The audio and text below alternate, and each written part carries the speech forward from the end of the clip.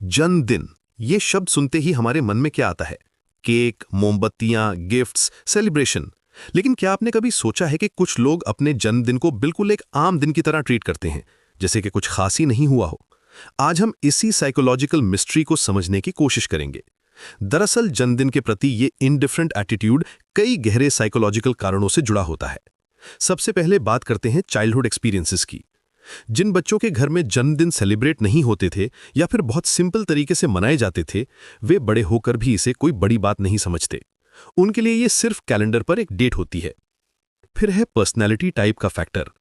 Introverted लोग अक्सर attention से बचना चाहते हैं। जन्मदिन का मतलब है सबकी नजरें आप पर, विशेस, कॉल्स, मैसेजेस, ये सब उनके लिए ओवरवेलमिंग हो सकता है। वे सोचते हैं कि इतना ड्रामा क्यों, बस एक नॉर्मल डे की तरह गुजार देते हैं। एक और इंटरेस्टिंग साइकोलॉजिकल एंगल है कंट्रोल की फीलिंग।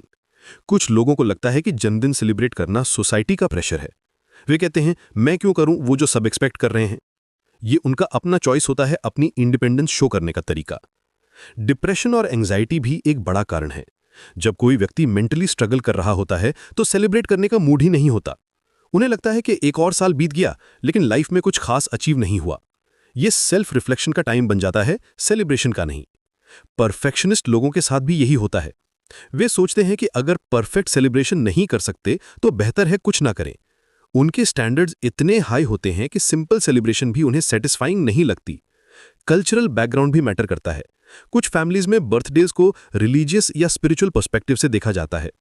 वे मानते हैं कि हर दिन भगवान का गिफ्ट है, तो एक पर्टिकुलर डे को स्पेशल क्यों माना जाए। एज फैक्टर भी इंपॉर्टेंट है। जैसे जैसे उम्र बढ़ती है, कई लोगों को लगता है कि अब ये सब बचपना है। स्पेशली जब आप 30+ हो जाते हैं तो हर साल ओल्डर होने का रिमाइंडर भी अनकंफर्टेबल लग सकता है।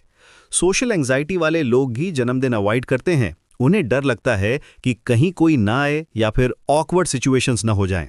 इससे बचने के लिए वे पहले से ही डिसाइड कर लेते हैं कि कुछ नहीं करना। मिनिमलिस्ट लाइफस्टाइल अपनाने वाले लोग भी इसमें आते हैं। वे मटेरियल थिंग्स और ग्रैंड सेलिब्रेशंस में बिलीव नहीं करते। उनके लिए सिंपल लिविंग ही हैप्पीनेस है। पास्ट ट्रॉमा भी एक कारण हो सकता है। अगर किसी के जन्मदिन पर कोई बुरी मेमोरी जुड़ी हो तो वे इस दिन को अवॉइड करना चाहते हैं। लेकिन यहाँ एक इंपॉर्टेंट बात समझनी चाहिए, ये नेसेसरीली कोई प्रॉब्लम नहीं है। अगर कोई व्यक्ति जेन्युइनली खुश है अपने इस अप्रोच से तो ये बिल्कुल ओके है। हर किसी का अपना वे होता है लाइफ को एंजॉय करने का। हाँ, अगर ये एटीट्यूड डिप्रेशन या लोनलीनेस से आ रहा है तो जरूर हेल्प लेनी चाहिए। समटाइम्स प्रोफेशनल काउंसलिंग भी हेल्पफुल हो सकती है। अंत में ये समझना जरूरी है कि सेलिब्रेशन का मतलब सिर्फ पार्टी नहीं होता।